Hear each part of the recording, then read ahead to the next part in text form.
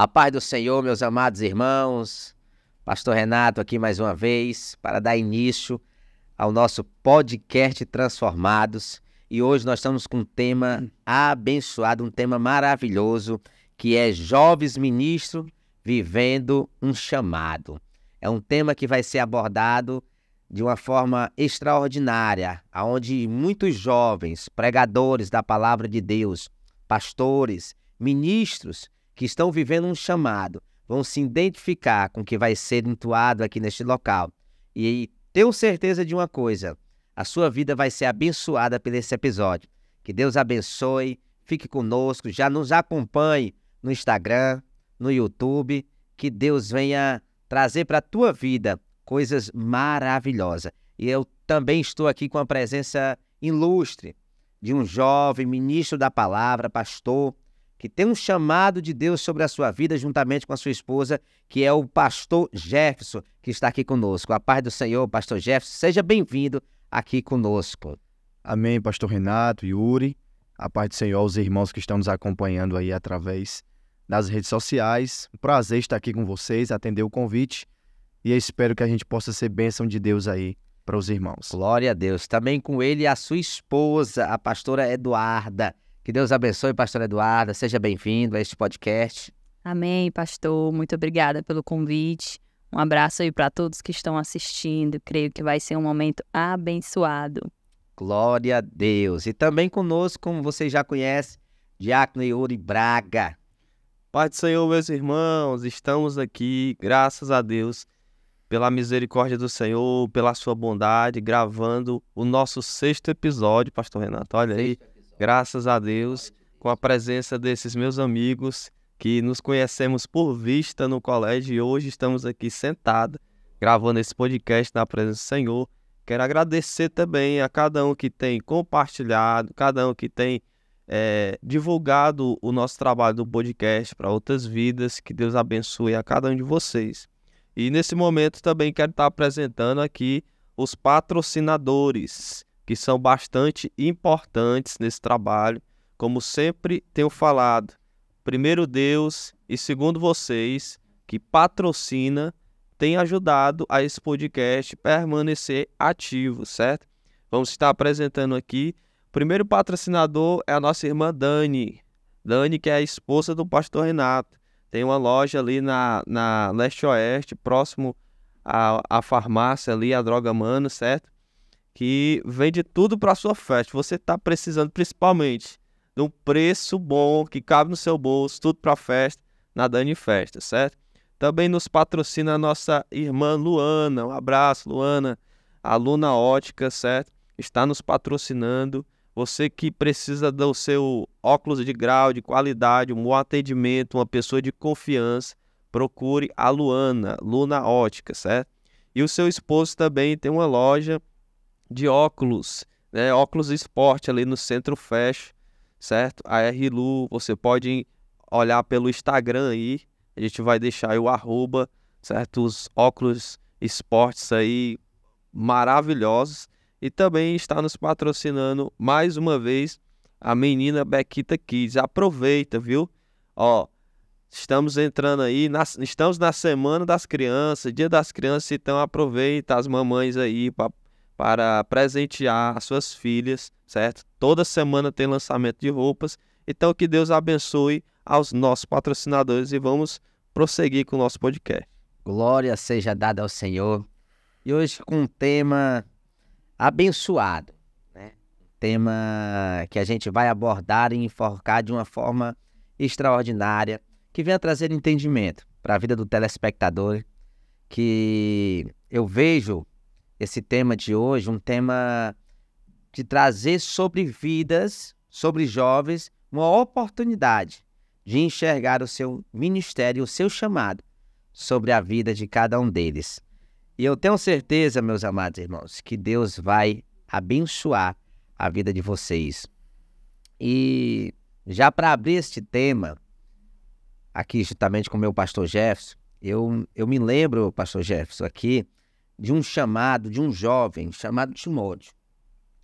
Timóteo, ele foi encontrado, ele foi achado pelo apóstolo Paulo, E o apóstolo Paulo levou, porque enxergou nele aquela questão de ser um ministro. Já viu. Porque uma pessoa, quando ele é ministro, a gente já enxerga desde a juventude, a gente sabe que há um chamado sobre a vida dele. A palavra do Senhor disse que ele tem nos escolhido desde o ventre Sim. de sua mãe.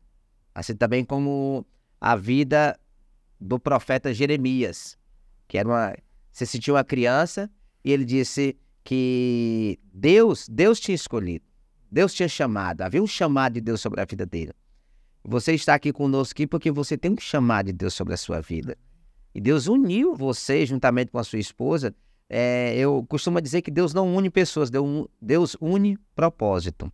E há um propósito de Deus na união de vocês, para que vocês venham a ser ministros do Evangelho e viver esse chamado de Deus na vida de vocês.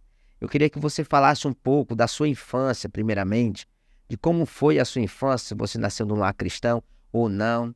E ao decorrer do tempo a gente vai desenrolando essa questão.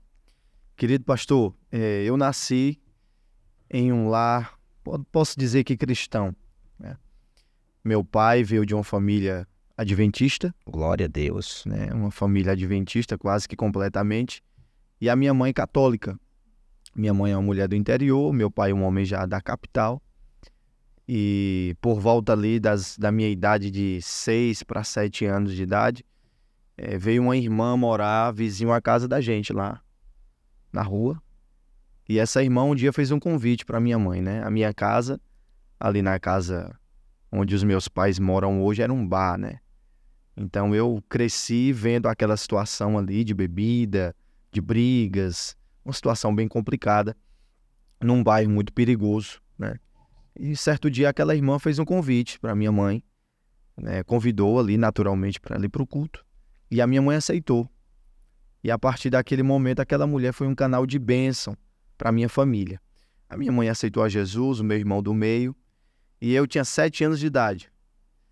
E o pastor daquela congregação, ele tinha o costume de fazer o apelo, mas alguns cultos ele não fazia. Em alguns ele fazia e outros não. E eu com 7 anos chamei a minha mãe no canto e falei: mãe, se o pastor fizer o apelo hoje, eu vou aceitar Jesus como meu salvador. Oh, glória. Aí ela, amém. E por dentro eu fiquei com tanto medo que eu orei: Senhor, que ele não faça o apelo, com vergonha, né? E ele fez o apelo.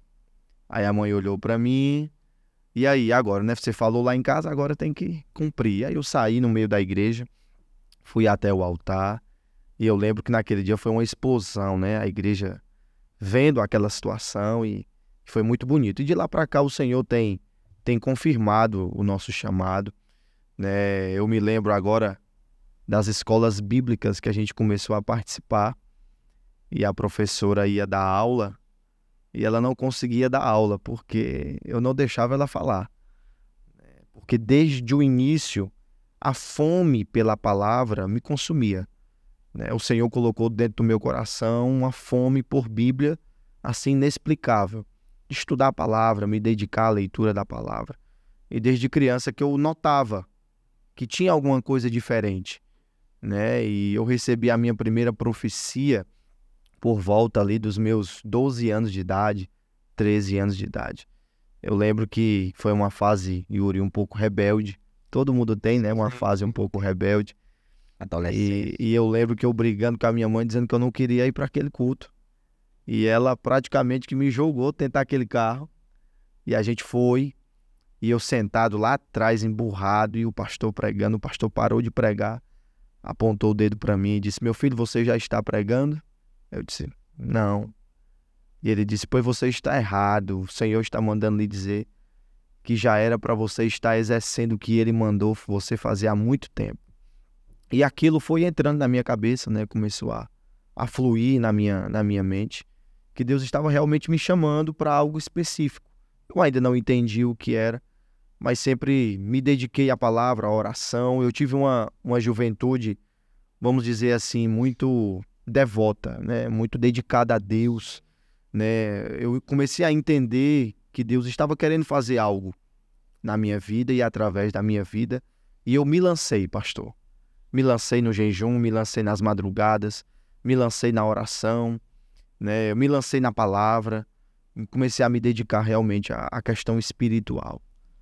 Por volta ali dos 14 anos, né, muito cedo, eu conheci essa jovem senhora que está aqui perto de mim. Sua esposa. Minha esposa, né, que daqui a pouco vai falar também um pouquinho da trajetória dela. E a gente se conheceu e ela mudou minha vida, né? Ela foi realmente um canal de Deus para mim. Ela foi ali realmente aquele instrumento do Senhor para mudar a direção, a rota, o rumo. E foi uma bênção, né? E ela sempre me impulsionou a fazer a obra de Deus, sempre me incentivou. E aos 17, eu tive a primeira oportunidade para pregar. Eu lembro que eu estava trabalhando como obreiro na igreja, encostado assim na parede. O líder dos jovens passou por mim, disse: olha, quarta-feira traga a palavra. Aí por fora, Yuri, eu agi como um macho demais. Eu, mesmo, pode deixar. Por dentro eu estava destruído, né? Sem saber o que fazer primeira vez. E de lá para cá o Senhor tem nos ajudado no ministério da pregação. Mas a nossa infância foi assim, um pouco conturbada por questões familiares, por questões mais complexas. Mas graças a Deus o Senhor conseguiu me despertar e nós se dedicamos à obra.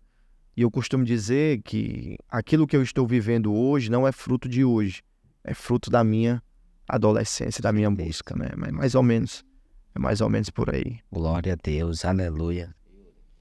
É um chamado, né, pastor? A gente vê que, basicamente, o que o Jefferson viveu um pouco na infância, adolescência, reflete também na minha vida, mas de tudo, a gente vê o chamado, né? O chamado de Deus na vida de um jovem, né?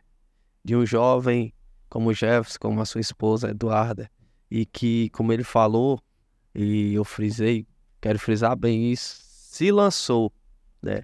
Se entregou totalmente, sem reservas, né, ao chamado que Deus tinha na sua vida. E isso, eu acredito que para a juventude de hoje, é uma das coisas que está faltando. Se entregar completamente ao chamado, né? A vocação que Deus tem colocado nos jovens da igreja.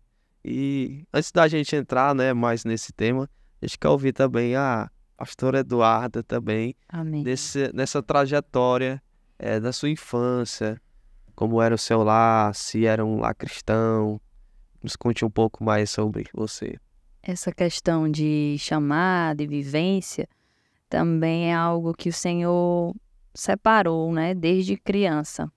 Os meus pais, eles tinham uma vida muito conturbada, muito difícil, longe da presença do Senhor. Mas com 3 anos, eles tiveram um encontro com Deus e começaram a congregar. E a partir daí o Senhor transformou a história da nossa família, né? Começou aí um trabalhar de Deus. E ao longo dos anos, aconteceu da gente participar de algumas congregações. E por um tempo, assim, na minha fase de adolescência, eu não entendi até por que a gente participou de mais de uma congregação ou de placas diferentes. Mas hoje, pensando bem, eu vi o trabalhar de Deus em cada detalhe, porque a gente participou e eu pude experimentar, né, de momentos e de situações em que eu aprendi muito. Eu me engajei em alguns trabalhos da igreja, consegui participar, consegui identificar, e isso me ajudou lá na frente, quando veio um chamado. Então, foi muito bom esse trajeto, né, de igreja, esse processo todo que a gente passou, participar. Eu já tinha um problema de timidez muito grande, então eu já ia encontrando pessoas que me ajudassem. A decisão do batismo, nessa fase de 12 anos, eu encontrei uma igreja que ela ensinou sobre um romance que chamava Corte. Eu aprendi tudo isso nessa igreja, foi de grande crescimento para quando eu conheci ele. Quando eu conheci ele, eu passei tudo que eu aprendi nessa igreja para ele. Ele disse: olha, eu aprendi que a gente precisa se controlar, que a gente precisa esperar no Senhor, que a gente precisa... Eu disse: se você quiser algo comigo, você vai ter que entender que o limite é esse aqui. E joguei. Disse assim: se quiser, amém. Se não quiser... Aí quando ele disse: tudo bem. pois eu vou aceitar esse negócio. Aí eu, beleza. Então a gente começou nesse processo de dizer, não, nós vamos nos separar para Deus. Então o nosso namoro foi todo assim. Quando a gente se encontrou, isso foi um trabalhar de Deus para a gente construir o nosso testemunho de vida, né? Para a gente ter um legado, para a gente falar onde a gente for. Então a gente viveu um relacionamento de adolescência, buscando não perder a essência, né? A gente tentou de todas as formas nos aconselhar com pastores. A gente passou nesse período todo de adolescência um com o outro, um fortalecendo o outro, diante de tudo que a gente aprendeu sobre santidade, sobre andar no caminho do Senhor. E tudo isso a gente colheu bons frutos, né, desse relacionamento saudável, na presença de Deus. Então, quando veio o chamado para as nossas vidas, a gente orou juntos e sentimos a confirmação juntos de que era o que a gente iria fazer. Era para isso que o Senhor tinha nos chamado. Não vou dizer que eu achei que fosse fácil, né? Teve momentos que eu pensei, disse assim, meu filho, não. Principalmente que a gente tinha acabado de casar, eu disse, não, eu acho que é melhor não, eu não tenho preparação. Me senti muito incapaz. Mas a gente olha para a história, para a trajetória e vê que foi para isso que o Senhor nos separou. Porque desde o começo, eu sinto Deus separando a gente de tudo o que poderia ter acontecido, unindo a gente para que a gente conseguisse vivenciar os seus propósitos, os seus sonhos para as nossas vidas. Então, é isso. Glória a Deus. Eu vejo uma coisa impressionante entre vocês dois, chama-se a ligação, como eu já disse. Deus, ele une o propósito. Ele pega um propósito de uma pessoa, o propósito da outra une para fazer um propósito para ele. E é por isso que vocês estão aqui. Eu queria fazer a menção aqui de uma palavra que está em Atos dos Apóstolos, capítulo de número 16, que diz assim: e chegou a Derbe e Listra, e eis que estava ali um certo discípulo por nome Timóteo, filho de uma judia, que era crente, mas de pai grego, do qual dava um bom testemunho os irmãos que estavam em Listra e em Icônio. Paulo quis que fosse com ele, e tomando-o, circuncidou, preparou ele, por causa dos judeus que estavam naquele lugar, porque todos sabiam que seu pai era grego, ou seja, havia ali uma lacuna para que ele viesse trazer a palavra, para que ele viesse ser um ministro naquele momento. Mas Paulo, ele fechou essa lacuna, ele fechou essa brecha e fez com que Timóteo se tornasse um dos grandes pastores daquela época. Então, o que é que eu quero perguntar para o meu amado e querido pastor? Sempre tem uma pessoa que nos incentiva a seguir o ministério. Como mesmo a Eduarda falou, que se sentir incapaz, porque esse sentimento de incapacidade todos nós temos. Todos nós temos. Mas entenda uma coisa, que Deus é quem nos capacita. Deus é quem trabalha na nossa vida. E Ele vai usar pessoas. Ele vai usar pessoas. Eu queria que você falasse sobre essa questão, essa transição para você se tornar o pastor que hoje você está aí. Pastor, o senhor citou esse texto, inclusive já estava aberto aqui já há um tempão aqui. Foi de Deus o senhor ler esse texto. O que me chama a atenção aqui é que Paulo era um viajante, né? Um missionário. E ele chega nesses locais chamados de Derbe e Listra, e ele encontra ali Timóteo, e o versículo 3 diz que Paulo quis levar Timóteo para o restante da viagem, né? Para as missões. A grande pergunta aqui é: por que Paulo quis levar Timóteo? O que o texto nos apresenta é o versículo de número 2, que os irmãos daquela cidade inteira davam bom testemunho de Timóteo. Então, o que atraiu Paulo para querer Timóteo com ele não foi nem os dons, ou a família, ou a oratória, ou enfim, mas sim o bom testemunho que este jovem possuía, não na igreja apenas, mas em toda a cidade. E observando isso, apenas um ponto, eu observo isso e vejo que esse é um dos problemas que nós temos hoje. Nós precisamos ter muito cuidado de não sermos levados pelos talentos, Sim. mas sermos levados pelos frutos.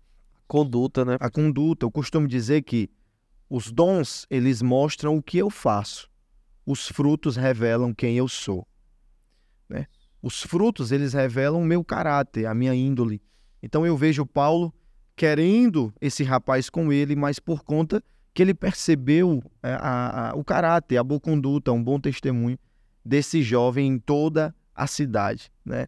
E se não fosse, nós podemos ver aqui no contexto, né, que se não fosse Paulo, né, nós vemos que é um pouco complicado o ministério de Timóteo, sendo que foi Paulo quem chamou, Paulo quem enxergou. Eu vejo aqui Paulo como um olho de Deus, né? Ele está enxergando um talento, vendo naquele jovem um potencial, uma capacidade. E eu não posso dizer para o Senhor uma pessoa específica, porque Deus levantou várias pessoas que evidenciaram, que acreditaram em mim, que viram um potencial em nós dois, né? Eu encontrei na minha trajetória várias pessoas. Para começar, dentro da minha casa, né? A minha família sempre me apoiou, minha família nunca barrou o chamado de Deus na minha vida, e eu tenho uma mãe de oração, uma mulher de oração, uma mulher que às vezes a gente chega em casa hoje, ela está sentadinha lá, lendo a palavra, anotando a palavra, o que ela não entende, ela pergunta. Então eu fui criado nisso, uma mulher de oração, de propósito, uma família de mulheres de oração, né? Eu tenho também no lado da minha esposa, né, uma família cristã que sempre nos impulsionou para o chamado. Me lembrei agora, Yuri, de uma vez que eu estava conversando com meu sogro, e eu conversando com ele, né, e eu desabafei para ele dizendo: ô, seu Gilvan, meu sogro, seu Gilvan, eu sinto a necessidade de algo a mais, eu acho que Deus precisa, para que eu faça a obra dele, eu acho que Deus precisa me revestir de algo a mais. Ele olhou para mim e disse: tudo aquilo que Deus poderia te dar, Ele já te deu. Está na hora apenas de você exercer o que Ele te chamou para fazer. Ele não precisa te dar mais nada. Tudo que você precisa, Ele já te deu. Já te deu voz, já te deu saúde, já te deu capacidade, dons, talentos, já te deu conhecimento. Então aquilo foi, né, trazendo para mim um destravamento espiritual. Porque às vezes nós estamos igual Moisés em Êxodo 3, levantando muitos questionamentos. Eu não sei falar, eu não conheço ninguém, o que é que eu vou fazer? Ao ponto de irritar o próprio Deus, né? Então a gente precisa entender que precisamos de vez em quando desse destravamento. E começou dentro da minha casa. Então as primeiras pessoas que me impulsionaram para o chamado foi a minha própria família, a família da minha esposa, né? Mas nesse âmbito ministerial, nós estávamos até conversando aqui antes de começar, né? O pastor Samuel Machado, inclusive um abraço para o meu pastor, que é meu pastor presidente, né? Um pastor que nós conhecemos aí há quase 10 anos, e ministerialmente falando, foi ele quem enxergou em nós, né, essa capacidade que nós não enxergávamos. Ele enxergou em nós esse potencial que a gente não sabia que a gente tinha. Pastor Samuel foi um Paulo na nossa vida, né? Foi ele quem orou pelo nosso namoro, noivado, casamento, orou pela Maria Clara, que está aí no forno, né, que está chegando. Foi ele que nos colocou para pregar pela primeira vez. Foi ele quem nos enviou para Uruburetama, que a gente vai falar um pouco da parte pastoral. Então, ele está em praticamente todas as etapas da minha vida, né? E nesse novo momento que nós estamos vivendo, saindo do interior e voltando aqui para a capital, foi ele quem nos abraçou, nos acolheu e é o nosso pastor. Então, eu posso dizer que nesse âmbito ministerial, o pastor Samuel, ele é um Paulo na nossa vida. Amém. Glória a Deus. E esse sentimento a gente observa de incapacidade diante de um chamado, né? É a certeza do chamado. Sim. Porque quando a gente olha para a Bíblia, vê Jeremias, Davi, Moisés e muitos vários outros, esse sentimento de incapacidade diante de um chamado é a certeza que Deus dá é contigo mesmo. Sim. Porque a gente não tem noção e dimensão do que Deus pode fazer através das nossas vidas. E falando de jovens, juventude, principalmente, né? Então eu vejo a gente vê na prática muito isso. Tem pessoas que já dizem, não, eu nasci para ser pastor. É Não, complicado. eu vou ser pastor. Enquanto outros dizem, não, eu não quero isso pra mim porque eu sei do tamanho do peso da chamada. E aqueles que não querem, é que Deus está dizendo, é você que vai ser. Porque eles entendem o tamanho do peso do chamado. Sim. Eles veem nele essa incapacidade, mas Deus observa, não, é você mesmo que eu quero, né? É incrível isso, né? É você mesmo que eu quero. E hoje nós vemos o Instagram aí do pastor Jefferson, pastor Eduardo, mas a pergunta que eu tenho para vocês dois, como jovens, é qual foi o fator principal, determinante que vocês enxergam hoje, diante de toda essa trajetória, que fizeram vocês como jovens, no colégio ainda a gente se conheceu, a permanecer firme, permanecer constante na caminhada cristã, porque a gente conhece muitos e muitos jovens que aceitam a Jesus, até vão para o conjunto de mocidade, mas não conseguem se firmar, não conseguem, recebem até profecia sobre a sua vida, mas não conseguem exercer aquilo, né? Então, diante desses anos que vocês têm, o que vocês dão como conselho para os jovens, para essa juventude, para que irão ajudar, né, a perseverar, a permanecer firme na caminhada até a volta de Cristo? Vamos quer. Começar pelas damas, né, agora, né? Nessa caminhada cristã, na fase da juventude, eu aprendi algo que foi o que fortaleceu a minha fé em todos os momentos, que foi tirar um tempo específico para buscar o Senhor.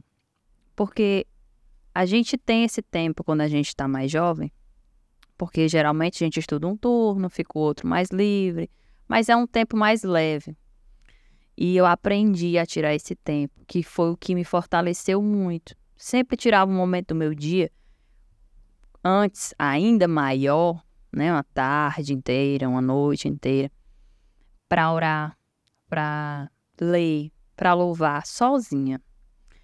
Foi um ponto crucial na minha juventude, porque mesmo que viesse ataques do mundo, aquele momento me fortalecia muito.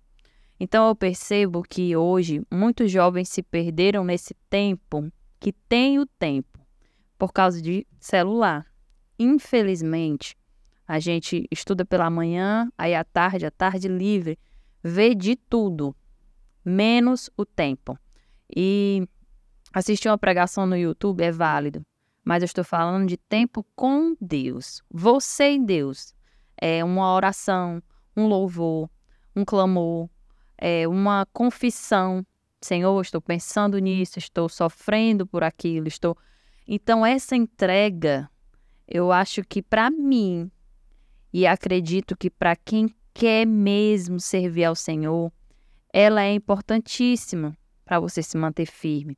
Porque você tem pastores que cuidam de você, você tem uma igreja, você tem a palavra, mas o tempo sozinho ali, reservado com Deus, ele é o que te fortalece, é o que faz você ficar de pé. Porque você sai daquele momento renovado. Então, nessa fase de adolescência, foi esse tempo. A juventude, ela já chega corroendo o seu tempo. Aquela fase jovem de 20 até 30 anos, vamos dizer assim, já chega corroendo o seu tempo. Você tem que estudar, você tem que trabalhar, mas você tem que tirar o tempo. A fase da adolescência pode ser um tempo maior, como eu tirava um tempo maior. Mas essa outra fase é o tempo importante para você se consolidar. Porque é ali que você vai tirar o seu tempo com Deus, você vai se fortalecer. E a igreja vai servir como alimento, vai servir como você se engajar nas coisas de Deus, se sentir útil na obra. Mas o tempo com Deus, em casa ali, sozinho, no secreto, ele é o que fortalece você como cristão. Às vezes eu ia na casa do Jefferson e eu via lá umas coisas que eu dizia, esse menino é meio doido. Escrevia coisa na parede, e escrevia que estava orando, e escrevia versículos. Na porta do quarto, né? Se a porta estiver fechada, não bata, estou orando. Escrevia versículos. Tá lá até hoje. É que ele fica igual doido escrevendo versículo na parede. Aí, assim, era uma coisa bem que eu enxergo que aconteceu comigo, e aconteceu com ele também, esses momentos de particularidade.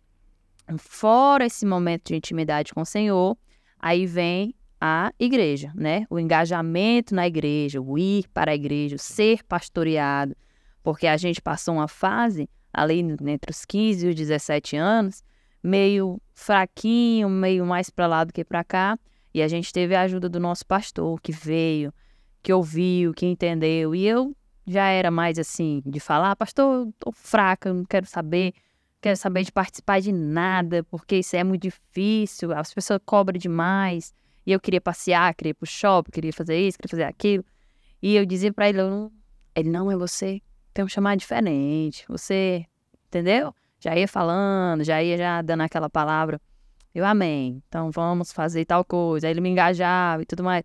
Então, primeiro, o tempo com o Senhor, a sua individualidade, a sua particularidade, e segundo, congregar, engajar, ser pastoreado, ser cuidado e trabalhar para o Senhor. Eu vejo que, eu concordo plenamente com a irmã Eduarda falou, e eu vejo que, resumindo, né, a vida devocional. Né? Como a pergunta do Yuri, né, como que um jovem ele vai conseguir permanecer, perseverar? Hoje a gente vê que as pessoas têm a dificuldade de começar e terminar. As pessoas começam um projeto e terminam. A gente observa isso até nas pequenas coisas. As pessoas começam a ler um livro e não terminam. Começam a fazer um curso e não terminam. E na vida espiritual é da mesma forma. Começam uma caminhada, mas não conseguem perseverar. Costumo dizer em algumas mensagens de doutrina para a igreja que a grande questão não é apenas, entre aspas, aceitar a Cristo, mas permanecer em Cristo. Né? A grande dificuldade é essa, o permanecer, o perseverar. E eu concordo plenamente com ela quando ela fala sobre a questão da vida devocional. Porque o que nos segura na presença do Senhor é a vida devocional. Né? Eu costumo dizer, e pastor tem uma linguagem mais rasgada, que existem coisas que não têm segredo. Ou você ora ou você cai. Ou você jejuma ou o inimigo derruba. Ou você medita na palavra e tenta viver a palavra, ou nas situações da vida prática, você não vai saber o que fazer. Então não tem muito segredinho, não tem 7 passos para se manter, não tem 10 passos para... Não tem segredo com a vida espiritual, é realmente fortalecer a vida devocional.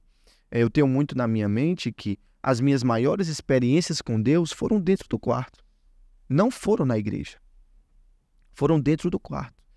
Amei a fala da irmã Eduarda, quando ela coloca a vida devocional, a minha vida particular com Deus, até acima da igreja. Por quê? Porque a igreja, ela não pode ser a base da minha vida espiritual. A igreja precisa ser um complemento da minha vida espiritual. Um complemento. Né? É aquela história. O culto não começa quando o pastor diz a paz do Senhor, vamos iniciar o culto. O culto começa quando eu abrir os olhos de manhã cedo para viver. Começa em casa, né? Começa em casa. Então, eu concordo plenamente com ela e a gente ressalta para que os irmãos possam entender que a igreja, ela é um complemento. Quando Davi escreve, ele diz no Salmo, ele diz, a minha alma transborda na tua presença. Se transborda é porque já estava cheio. Então, eu não posso chegar na igreja vazio para ser cheio. Eu preciso chegar cheio para lá transbordar. Então, a vida devocional alinhada com uma vida na igreja, na congregação. E é bom a gente ressaltar isso, porque nós estamos, né, pastor Yuri, irmã Eduarda, vivendo numa geração online. E a questão do congregar, de estar na igreja, tem se tornado a cada dia mais ilusório, fantasioso, né, sem crédito, né, totalmente a importância tem sido diminuída, tem sido ali ofuscada, sendo que é uma ordem bíblica o congregar. Né? Nós temos vários movimentos no Brasil. São dos desigrejados. Né? A igreja online, né? Sim, eu não sei que igreja é essa. Né? A igreja online não existe. Né? Mais santo do que os outros, porque geralmente o argumento é não, porque lá tem coisas piores. Tem muitos erros, a igreja tem muitos defeitos. Então quem sou eu que não posso estar na igreja no meio de pessoas que... Imperfeitas. Né? Eu sou o perfeito, não posso estar lá. Verdade, eu vejo muito essa questão, como a irmã Eduarda bem falou, Claro que as redes sociais, nós devemos usá-las para isso. Existem pessoas agora sendo abençoadas que vão ver esse vídeo depois e serão abençoadas. E nós temos que usar realmente para transmitir a palavra de Deus e edificar o povo. Porém, eu não posso basear toda a minha vida cristã nessa ferramenta. A igreja é um corpo, não existe membro fora do corpo que continue vivo. A igreja é um povo, não existe povo de uma só pessoa. Povo é coletivo, né? Então, eu, respondendo novamente a sua pergunta, voltando ao centro, eu vejo que a vida devocional, né, a entrega total à espiritualidade e a entrega total à igreja, né? Nós estamos aqui diante de um pastor, diante de um obreiro. Como é bom estar na igreja. Como é bom servir na igreja. Me alegrei, né? Como é bom estar louvando, adorando, mas como é bom também estar ali na portaria, olhando as motos, olhando os carros, né? O meu primeiro trabalho na igreja foi olhando os carros, né? Os meninos passavam na rua riscando os carros, a gente saía correndo atrás dele para proteger o carro dos irmãos. Então, como é bom congregar, como é bom estar presente na igreja e como é bom ser pastoreado. Ter alguém para você sentar, chorar, desabafar, né? Como é bom. Então eu vejo que todos esses elementos são importantes. Aleluia. Meus amados irmãos, eu queria abordar um ponto aqui muito crucial. Sobre a questão da atuação da esposa na vida do pastor.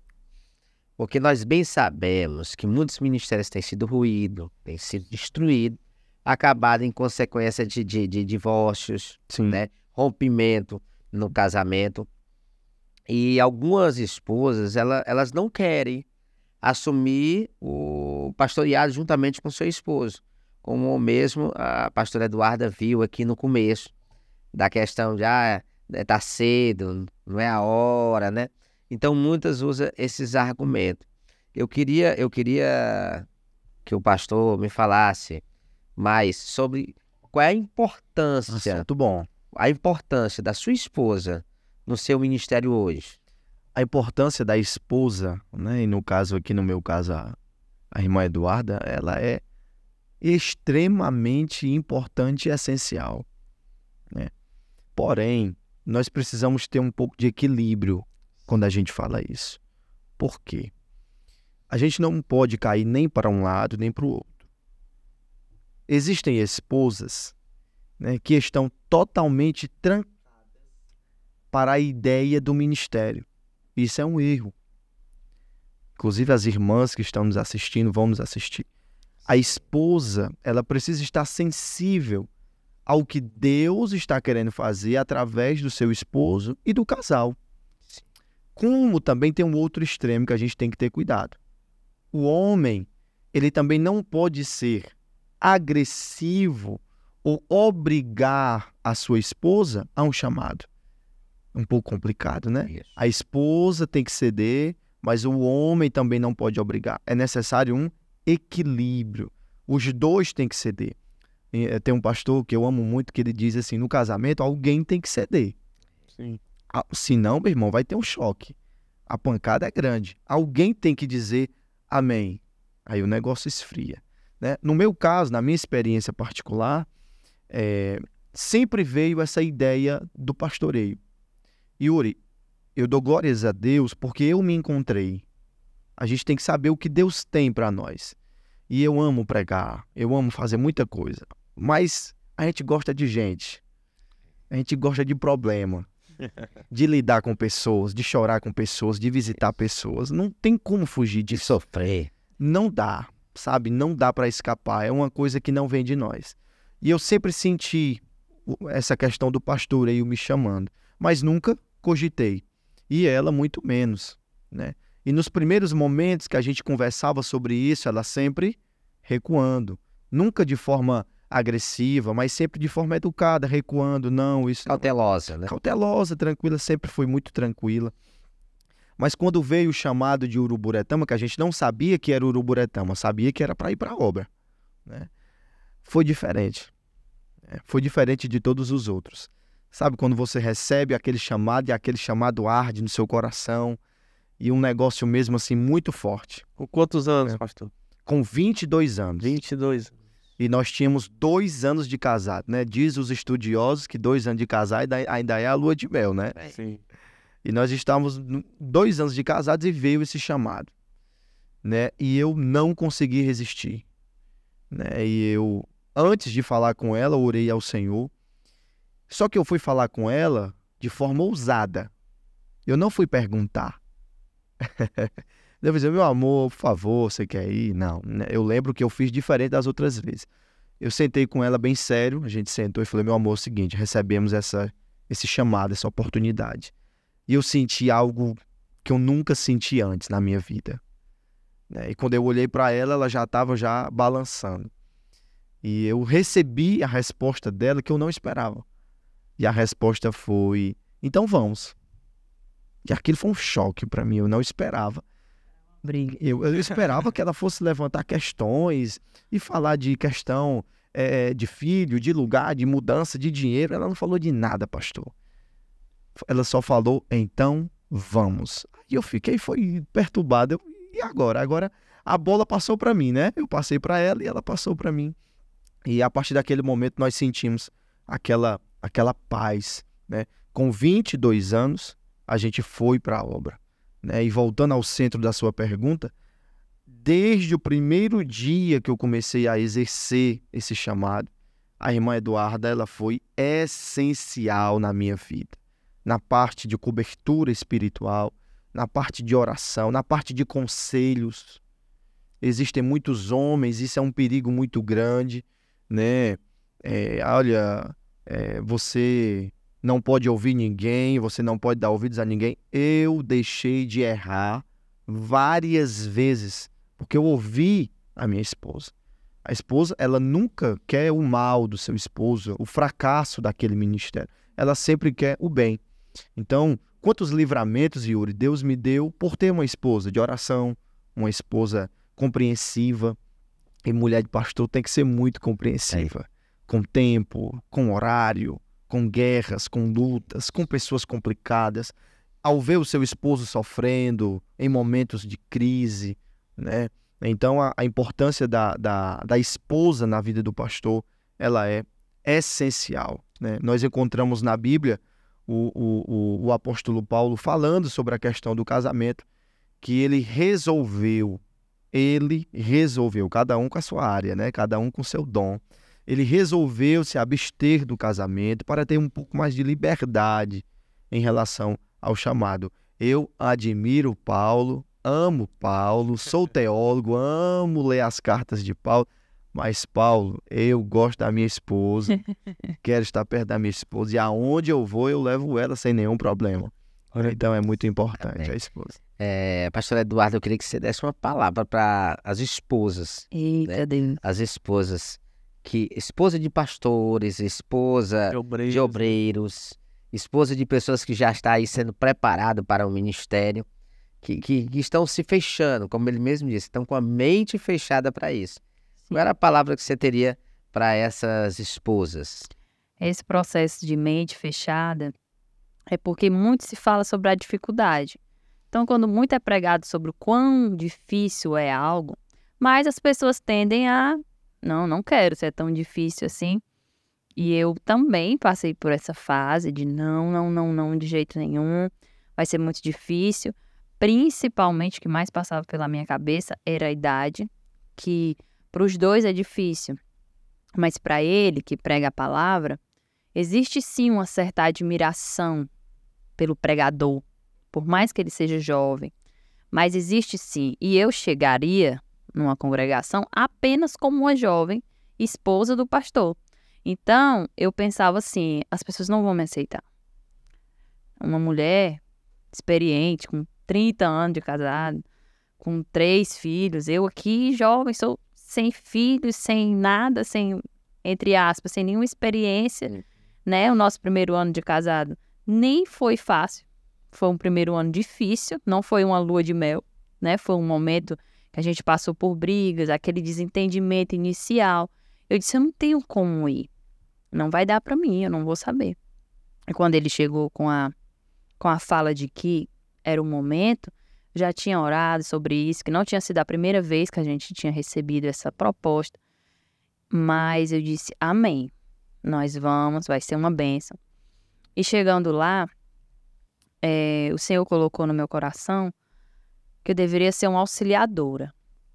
Não precisaria me preocupar com o altar, porque existe uma preocupação muito grande com isso. Me preocupar com o altar. Eu só precisava auxiliá-lo nessa jornada, né? Orar por ele, cobrir ele de oração. E com relação à igreja, o Senhor ia me guiar ao que seria melhor para se fazer. E eu trabalho com crianças, cheguei lá, vi como eram as crianças, teve as irmãs, sempre a gente entrava em um acordo sobre o que conversar, sobre o que dizer, para não ficar solto. Eu acredito que o conselho principal que eu aprendi muito é não deixar conversas soltas na igreja. Conversei com uma irmã isso, conversei com outra irmã aquilo, ser fechada com a particularidade que você tem com aquela pessoa. Se uma irmã me procura, é eu e ela e o pastor. Nós estamos fechados em oração por isso. Fim. Não procurar minar nem conversas umas com as outras, que isso dificulta muito o trabalho. Não tenham nada a ver com a vida de outra irmã, de alguém que veio falar sobre isso, sobre aquilo. Não é da nossa, não é para nós. Se a irmã vier falar comigo, amém. Mas outra irmã vir falar para mim de alguém, não. Não faz parte do nosso chamado. Você vem falar para mim de alguém e eu ouvir. Muito pelo contrário. Todas as brechas iam sendo fechadas aí. Soube disso, daquilo, não. Vamos orar. Vamos orar por isso, vamos. As decisões da igreja são tomadas pelo pastor. Irmã, mas eu quero. Vamos conversar com o pastor? Ele vai dar a palavra final. Ele vai dizer o que vai ser feito. Ele está com essa responsabilidade. Eu estou aqui para auxiliá-lo e não para dar a ordem ou a palavra final, porque eu sou a pastora. Não, eu sou uma auxiliadora. Então, se ele está ali, à frente daquela igreja, cuidando daquele povo, cuidando daquelas ovelhas, eu vou ouvir o que ele vai dizer. E o que ele disser, amém. A irmã quer, eu quero. Irmã, se você conseguir falar com o pastor e ele disser amém, é amém para nós todas. Se ele disser não amém, é não amém para nós todas. Estou no mesmo barco. Nós estamos debaixo. Eu entendi que o meu marido é o pastor e eu também estou debaixo dessa autoridade. Então, quando a gente entende que a gente não está por cima, a gente está também debaixo de uma autoridade que foi estabelecida pelo Senhor. Eu enxergo o chamado do meu marido como um chamado que Deus o chamou. E eu estar debaixo dessa autoridade não me diminui. Muito pelo contrário, eu sou auxiliadora dele.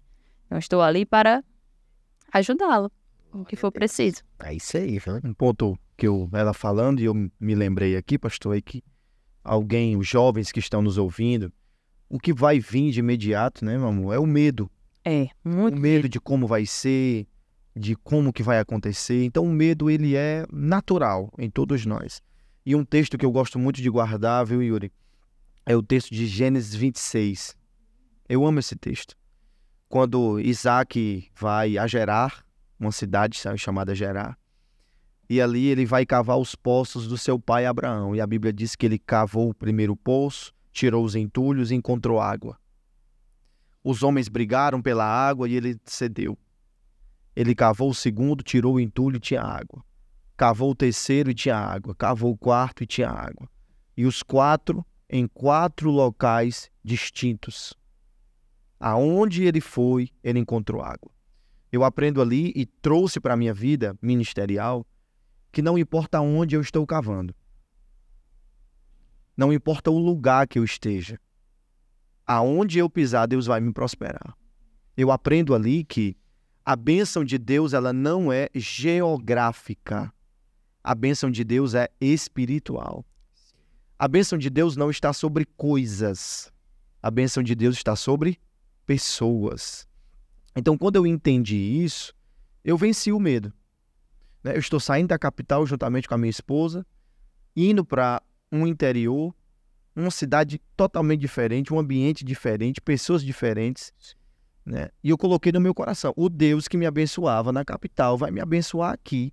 E quando eu sair daqui, ele vai continuar me abençoando. Aonde eu cavar, Deus vai prosperar. E a irmã Eduarda, voltando ao centro da sua pergunta, ela é uma guerreira, né? Para começar pelo dia da mudança, para a gente quebrar o gelo aqui, para começar pelo dia da mudança, o rapaz do caminhão disse que ia só pegar a mudança. Eu vou sozinho pegar a mudança, pastor, eu tranquilo. Aí o senhor vai na frente comigo, com a sua esposa, a mudança dentro do baú e tranquilo. Eu amei, varão. Quando ele chega, ele e outro. Aí eu, como é que vai caber? Né, os 2 homens da frente, eu e a minha esposa não dá A certo. gente não tinha transporte. E a gente não tinha transporte. Eu tinha acabado de vender minha moto para poder ter algum recurso e conseguir viajar. Abandonamos o trabalho, eu deixei meu trabalho, ela deixou o trabalho dela, a família, casa, tudo para ir para a obra. Foi uma decisão radical, né? E quando ele chega com um amigo lá da igreja e o caminhão, e eu, meu Deus, e agora? Eu sem moto, sem carro, sem dinheiro, e eu não vou ali, com 3 homens e a minha mulher ali naquele negócio. E ele olhou para mim e disse, rapaz, você pode ir aqui, ela pode ir ali. Eu, negativo, ela vai comigo. Ela vai junto de mim. E era aquele caminhão, o baú fechado, que não entra nem... Só Jesus entra ali dentro. Sim. Não entra sol, não entra vento, completamente fechado. E era meio-dia o horário. Era meio-dia, né? E a gente pegou e entramos. E a gente tomou a decisão de ir dentro do baú. Fechado. Tinha um sofá, a mudança toda dentro do carro. Oh, pronto. E a gente entrou dentro do baú. Aí ele me deu um cabozinho de vassoura e disse assim, pastor, se o senhor passar mal, o senhor bate aqui que eu pare e a gente abre para você respirar. E, irmão, com 15 minutos eu tava morrendo lá dentro. E a irmã Eduarda, com as pernas esticadas, mexendo no celular. Tranquilo. Passou 1 hora de viagem. A irmã Eduarda, tranquila, Yuri. Sem sentir nada. E eu quase morrendo lá dentro. Peguei o cabo de vassoura. Eu comecei a bater. A gente estava na cidade de Croatá, metade do caminho. Sim. E saí daquele jeito. E ela tranquila, né? Então, só o dia da mudança já mostrou pra gente o tamanho do desafio. E para ela foi muito complicado, porque quando ela chega ali na cidade, né, ela começou a sentir muitas questões sentimentais, emocionais, né? Ela teve um início de ansiedade, né? Ela teve pensamentos bem complicados. E para mim foi muito complexo, pastor. Lidar com uma grande igreja, muito jovem, tendo que chegando, vamos dizer assim, com responsabilidade, com organização, com palavra, e lidar com essa questão dela, né? Foi a primeira fase, né? Uma fase muito Bem difícil, né? E incrível que o jogo virou, porque no início eu dei um suporte grande para ela, e no meio da caminhada, ela foi o meu suporte. Porque no início eu me senti muito só, né? Porque fiquei sem família, sem ninguém, não conheci ninguém da igreja, não conheci ninguém da cidade inteira. Então foi um processo muito, muito, muito, muito, muito difícil, em que eu chorava todo dia, todo dia. Eu acho que ele não me aguentava mais me ver chorando. Era todo santo Foi muito dia. pesado. Eu já não queria mais sair de casa, não queria mais nada. E até os meus momentos, aquele momento que você tá tão fraco que você não sabe mais nem o que orar, porque eu tinha certeza que eu tinha ido chamada por Deus. Como é que eu tenho certeza que foi Deus que me chamou? Certeza que é pra mim estar aqui e eu tô desse jeito. Era pra mim estar bem, não era pra mim estar assim. E aí aquilo martelava na minha cabeça como assim um tambor batendo. Por que você tá assim? E se você sabe que é o caminho certo. Então foi o primeiro ali, os primeiros 6 meses, primeiro ano. Foi muito difícil, mas graças a Deus nós vencemos. Ele me ajudou muito. E foi um processo. E no final, quem tava chorando era eu e ela me consolando. Olha aí. Casal é isso, né? A gente tá falando sobre uma vida maravilhosa do que Deus realiza diante de um chamado, né? Quem sabe os jovens que vai assistir, que está nos assistindo, possa até indagar, né? Mas são muitas responsabilidades, né? Sim. São muitas coisas para se fazer, para se pensar. Mas hoje nós estamos vendo na vida desse casal e na minha vida, principalmente, eu sou prova disso, que vale a pena viver tudo o que Deus tem para a nossa vida. Como Paulo, escrevendo para Timóteo, no capítulo 4, versículo 12 de 1 Timóteo, ele diz: ninguém menospreze o fato de ser jovem, mas procura ser exemplo para os fiéis. Ou seja, e tem aquela palavra que diz, né, que nós devemos aproveitar a nossa mocidade, né? Aproveitar a nossa mocidade, a nossa juventude. E então os jovens, principalmente esse podcast aqui, o público-alvo é você, jovem. Entregue-se totalmente ao chamado de Deus. Não perca tempo com as coisas dessa terra, desse mundo. Jefferson, 25 anos de idade, eu 26, estamos vivendo. Tem responsabilidades? Tem.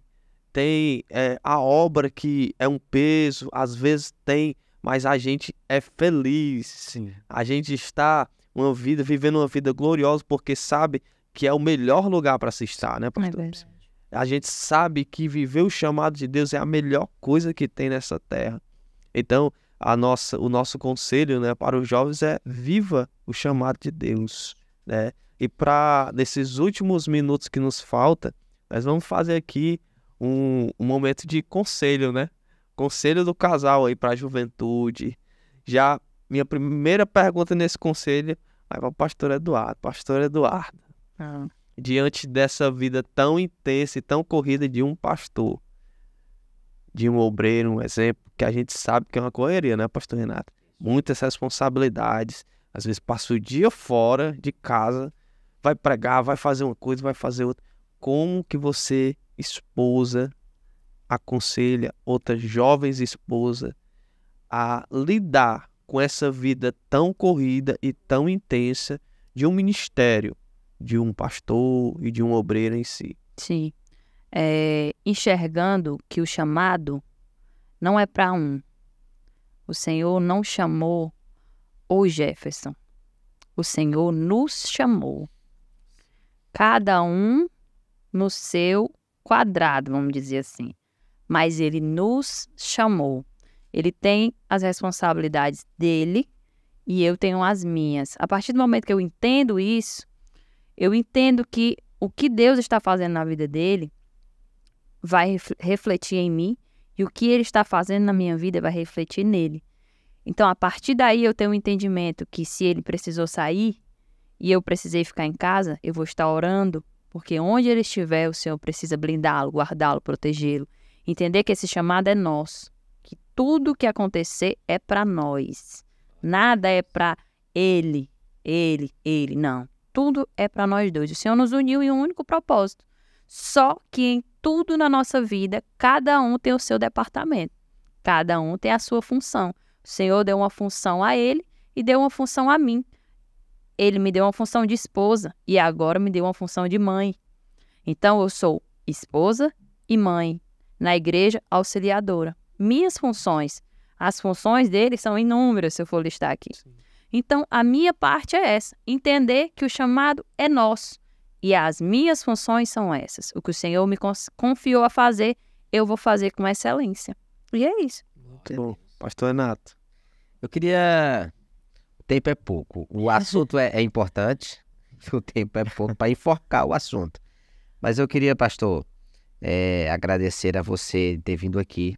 Mas eu queria que você já me falasse uma grande dificuldade em um pastoreado na juventude que você enfrentou. Sim, eu acredito que é lidar com a ideia dos outros sobre a idade. Sim. Né? Porque assim, nós sabemos hoje que maturidade não é questão de idade. Isso é um fato. Nós estamos aí vendo pessoas com a idade avançada que infelizmente não alcançaram maturidade e pessoas mais jovens que alcançaram um nível de maturidade. Mas isso é muito complicado quando você lida com a opinião do outro sobre a sua idade.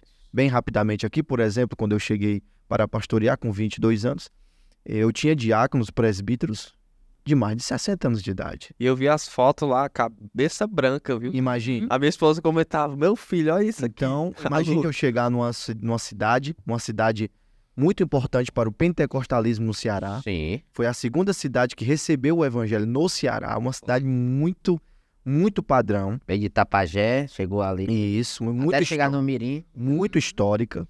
E você ter obreiros, diáconos de 65 anos dizendo, sim senhor, pastor. E eu com 22. Que loucura, imagina. Sim. Né? Então, é lidar com essa situação, né? A gente estava falando sobre Josias, e eu vejo em Josias, primeiro, que ele não se deixou levar pelas más influências. O seu pai e o seu avô foram péssimos exemplos, mas ele resolve seguir Davi. O exemplo de Davi, no sentido da espiritualidade, no sentido de tentar acertar, né? Então, eu vejo que o grande desafio do jovem em relação ao ministério é lidar com a ideia do outro. E como vencer a ideia da idade? Coragem, atitude, né? Trincar os dentes e realmente mostrar com as obras, que foi o caso de Josias, por exemplo, que você veio para fazer a diferença, né? Não tenha medo. Essas pessoas que no começo criticam a nossa idade, amanhã estarão pedindo oração e pedindo conselhos para nós. Glória a Deus. E me diga, para a gente já concluir essa questão, a maior satisfação no ministério. Vidas. Vidas. Você olhar para uma pessoa e ver, poxa, essa pessoa chegou aqui numa certa situação complicada, Deus limpou, tirou os carrapichos, como dizem os pregadores antigos, restaurou, aceitou a Jesus, teve sua vida transformada, espiritualmente falando e socialmente falando.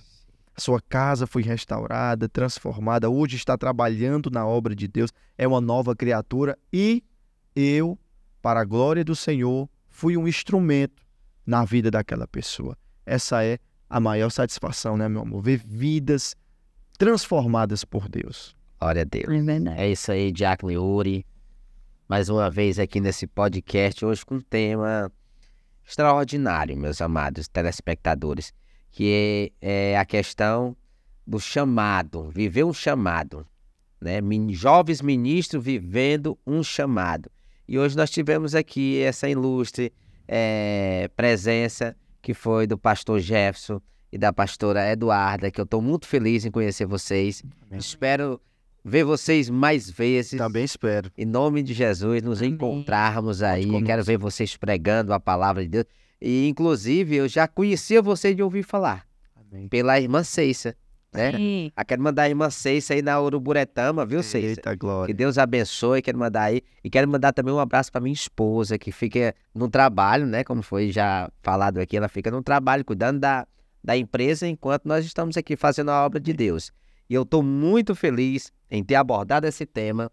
Diácono Yuri, pode dar suas considerações finais aí. Glória a Deus. Foi muito importante esse tema e Deus uniu e trouxe esse casal aqui. Agradeço a presença de vocês mais uma vez, porque nós precisamos, né, como igreja, levantar essa geração de jovens ministros, que é raríssimo, né? E quando a gente vê na vida prática de um casal como esse, que vive o chamado, que se entrega, que se doa, né? Outros jovens, eu tenho apenas certeza que vão ser influenciados, né? E eu estive pregando numa conferência de jovens ali no Vila Velha, muito lindo, muitos jovens mesmo que se entregaram. E o propósito é esse. O propósito desse podcast foi para você, jovem, ser influenciado a viver o chamado de Deus na sua vida, certo? Então, compartilhe esse conteúdo com mais alguém, certo? Compartilhe aí a juventude, porque eu creio que Deus vai levantar uma geração cheia do Espírito Santo Amém. para influenciar esse país em que nós vivemos. E, para concluir, quero que o pastor Jefferson, né, de uma forma direcionada, aí, mande as suas considerações finais para aqueles que estarão nos assistindo. Amém, meus irmãos. Eu quero agradecer a vocês pelo convite. Acredito que foi uma bênção, né? Esse assunto é um assunto muito vasto, se a gente fosse continuar. Mas que Deus continue abençoando a vida de todos. E você, jovem, né? Você, moço, você, moça, que está nos acompanhando, que está vendo esse vídeo, seja ao vivo ou seja depois aí. Não tenha medo. Existem situações na vida que não tem segredo, né? E o medo, ele sempre vai estar ali. E nós precisamos superar o medo. Uma das coisas que eu guardo na minha vida é que a maioria das vezes que eu tive medo de alguma coisa, lá no futuro eu percebi que não era tão grande assim, que não era tão complexo assim. Então, quem sabe você hoje está olhando para o chamado e vendo ele muito distante, muito complicado. Mas o Deus que te chama é o Deus que vai confirmar o teu chamado. E as grandes guerras que você acha que hoje são incontroláveis ou invencíveis, amanhã, com a bandeira da vitória, você vai ver que sempre foi possível. Costumo dizer, pastor, encerrando, que às vezes o problema é do tamanho que a gente vê. Se nós olharmos para o problema como um gigante, ele vai nos destruir. Mas se nós olharmos para o problema do tamanho que ele é, nós vamos superar. Então olhe para o chamado de Deus com bons olhos e não tenha medo. Se entregue ao Senhor. Ele vai cuidar da tua saúde, do teu casamento, da tua vida financeira e emocional. E não se apoie em pessoas, se apoie no Deus que te chamou. Que Deus te abençoe. Glória a Deus. Mais uma vez aqui nós estamos encerrando nosso podcast Transformados. Que Deus abençoe a todos vocês em nome de Jesus. Muito obrigado.